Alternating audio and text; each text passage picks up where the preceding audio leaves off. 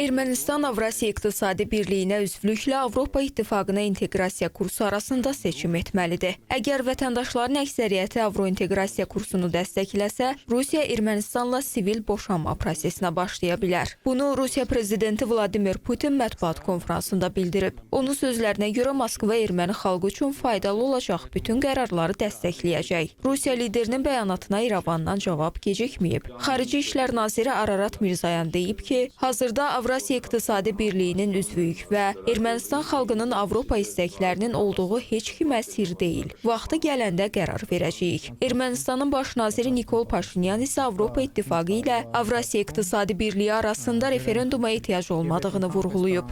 Uzun illər ərzində Rusiyanın burada forpostu olub və indi də forpostu, hələlik.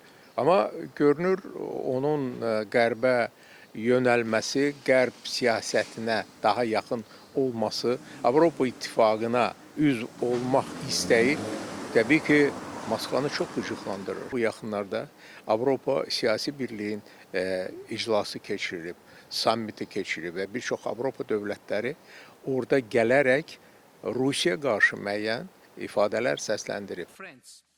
Ekspertlər deyir ki, Ermənistanın müstəqil dövlət ola bilməməsi himayədarlarının İrəvana hədə-qorxu gəlməsi ilə nəticələnib. Seçkilər yaxınlaşdıqca Moskvanın təzyiqləri də artacaq. Bu günlərdə Ermənistan blokunun namizədi Robert Koçaryan Azərbaycanla sərhəddə yerləşən Şişqaya kəndinə gəlib. Müasir və döyüşə hazır ordu, güclü lider və güclü müttəfiq şüarının səsləndirildiyi Koçaryanın mitinqində fəaliyyətinə son verilən qondarma rejimin simvolları nümayiş olunub.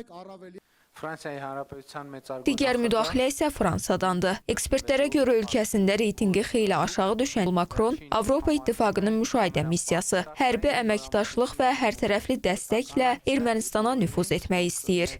İndi də Fransanın neokolonial siyasətinin necə deyirlər, baş qaldırması üçün Ermənistan platform kimi təklif olunur. Biz görürük ki, yaxın şərqdə, Afrikada kolonial siyasətin iflasa uğramasıyla üzləşən Makron Fransası həmin siyasəti yeni bir formada Ermənistanda dirçəltmək istəyir və Ermənistan da bunun üçün alət olmağa hazırdır. Bu isə qəbul olunan siyasət deyil, təkcə Ermənistan üçün yox, həm də regionun gələcəyi baxımından.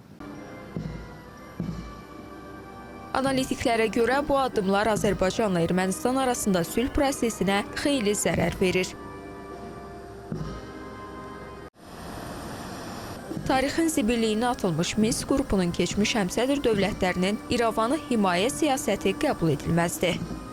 Biz ATƏT Minsk qrupunun torpaqlarımız işğal altında olduğu zaman işğalın necə deyirlər, əbədiləşdirilməsinə xidmət edən bir siyasətini gördük. Amma Azərbaycan öz hərbi, siyasi, diplomatik vasitələrlə, beynəlxalq hüquq əsas götürməklə Təhlükəsizlik Şurasının qətnamələrini icra elədi, torpaqlarını işğaldan azad etdi və ATƏT Minsk qrupunun üzvlərində yerində otuzdurdu. Hansı ki, bizə yönəlik o siyasətinə bütün regionu necə deyirlər, nə sülh, nə də müharibə vəziyyətində saxlamaqla öz maraqlarını təmin edirdilər.